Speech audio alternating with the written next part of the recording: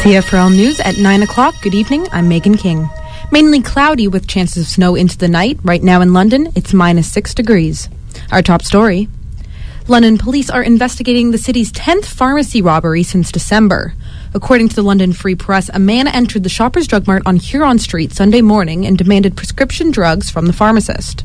Last year, there were 19 pharmacy robberies in London, 8 of which were recorded in December. Police say no weapon was seen and nobody was injured. In sports, the Montreal Canadiens return to NHL action tonight with a home game against Washington. In the second period, Washington is up 1-0. The Capitals have won 5 straight games and sit in the Eastern Conference's top wildcard spot. The Habs have won 4 of their last 5 and lead the Atlantic Division. CFRL News Time is 9:03. I'll be back with London weather after this. With Canada's first quarter bank result released Tuesday being higher than expected, the potentially unstable trading revenues are being called into question.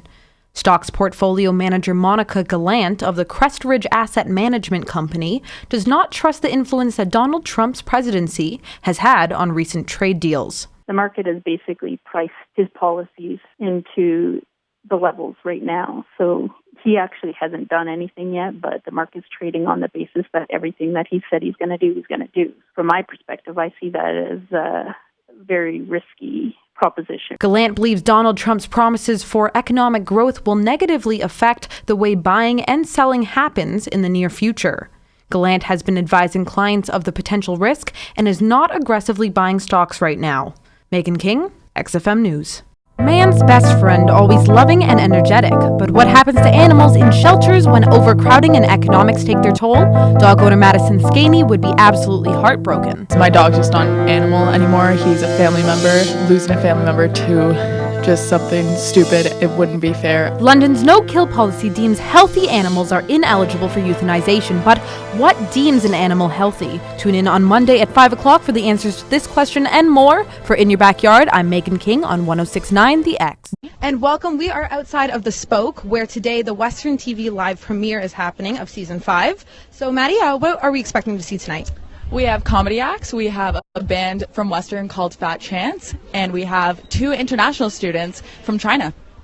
Awesome. So let's go inside and take a look at what the Spoke's doing right now. So the Spoke today, it's coming right off of the summer where they had renovations all summer. $1.4 million worth of renovations were had on the Spoke, and we'll get a chance to get a sneak peek at this right now. As we walk into the Spoke, you'll see that there was quite a good turnout tonight for Western TV Live. It is the first show, so it's always questionable whether there's going to be a lot of people or whether it's going to be the biggest crowd of the night. I'm currently at Fanshawe College, where the school alongside the horticulture department are making extra efforts to compost here. I caught up with Amanda Whittingham to talk about what the school's efforts entail. The culinary students then use it in an organic garden that they have on campus. While the City of London does not have any composting programs in place, we hope that in the new year it'll be brought again to council. Megan King, XFM News.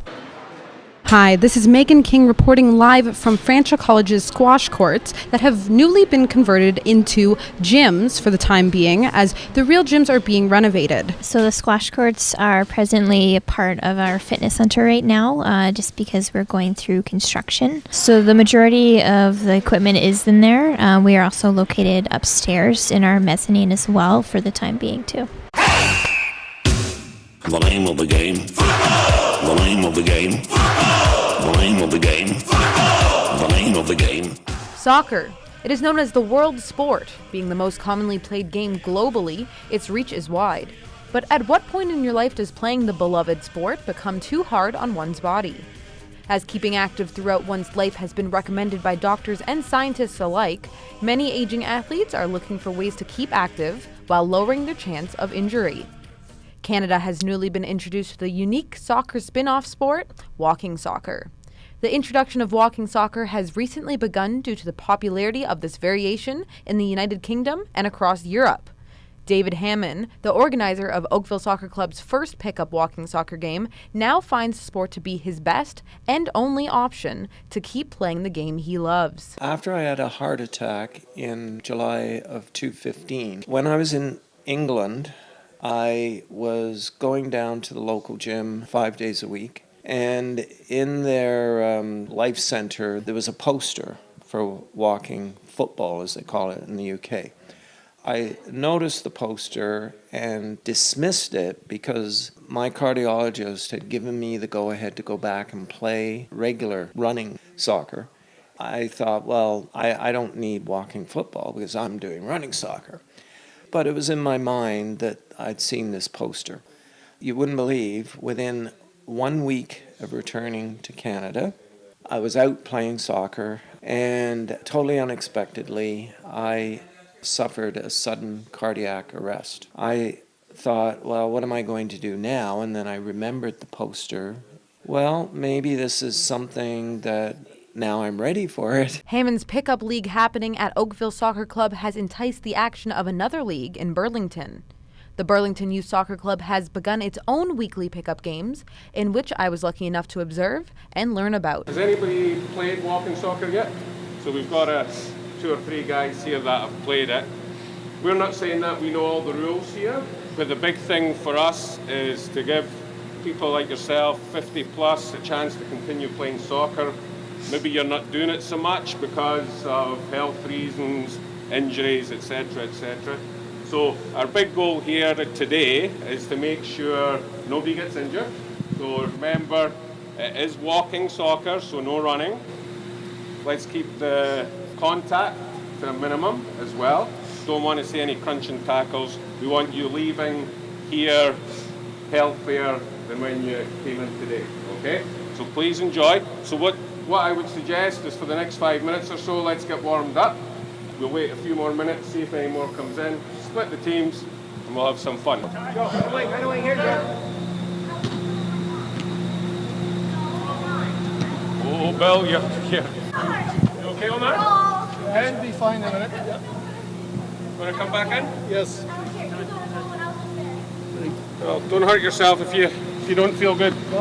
Walking soccer participant Omar Hantash describes the difficulties of keeping active while aging. Running can be hurtful, and the way you shoot the ball too, right?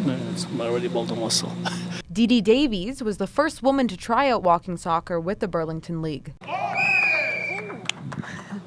It's a lot of fun, and it's nice to be back in the game. I played soccer with the Burlington Ladies League for 25 years and had to give it up because of arthritis. Doctor told me not to run anymore. I figure anybody who can walk and who can do some stretches could probably play. With such positive reactions to the trial round, evidence of success was made visible for continuing the play of walking soccer. This was made most obvious through one of the players, Bill Ham. Bill actively plays soccer at least 4 times a week. He believes his involvement in the sport is helping with not only physical fitness, but also mental well-being. This is a big part of it. It's old friends, people that we used to play with. It is drawing a lot of attention and a lot of surprising reactions too. A lot of guys that we haven't played in years are getting back together. We're actually getting out of the house. We're sitting down afterwards, having a nice drink, reminiscing about old times, and everybody felt great. We have people that have a full-blown out stroke that can walk and shuffle, and all they want to do is just come out and be with the guys. And the ladies, too. We got one lady, holy smoke, she's a cracker. There's another lady at the start, whoa, 72 years old, and she's putting a lot of the guys to shame. There's not supposed to be any contact, so let's go out there, let's kick the ball and have some fun, but remember, to walk. If they've got over 200 leagues in England alone, I know it's bigger than that. They have organized tournaments, and I'm positive that this is going to kick off too, because anybody can play this game. So there is life after soccer at any age, and a lot of people are surprised when they see it.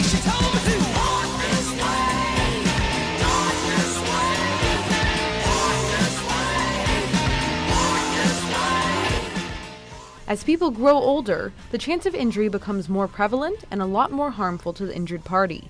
Dr. Lisa Fisher of the Fowler Kennedy Sports and Exercise Clinic specializes in primary care sports medicine. Dr. Fisher believes that keeping active as you age is necessary to maintain good health. We always prescribe exercise. I can't think of a condition in life where exercise isn't beneficial. But I think for those with limited physical capacity, elderly, people who have significant arthritis or chronic health issues, it's a way to get moving. And my favorite saying is motion is lotion.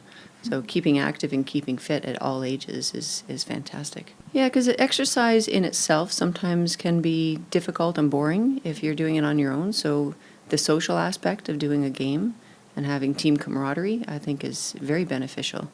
And if it gets people moving and active and fit, that's an added bonus. There are situations like severe arthritis or elderly population that just don't have the capacity to exercise like they did. So coming up with alternative exercise plans is ideal. Like, I enjoyed it when you're playing out there. As I said, I think the hardest thing at the start is not to run, right? Not to run. Well, that's all right. Okay, but we'll get it going. Tie his shoelaces together. Yeah. With soccer lovers wanting to stay involved and sports centers having space available, walking soccer seems to be the perfect sport, well worth a second look by those thinking about getting involved. For those who had retired their shin pads and hung up their cleats, the game is back on, and everyone who plays leaves a winner.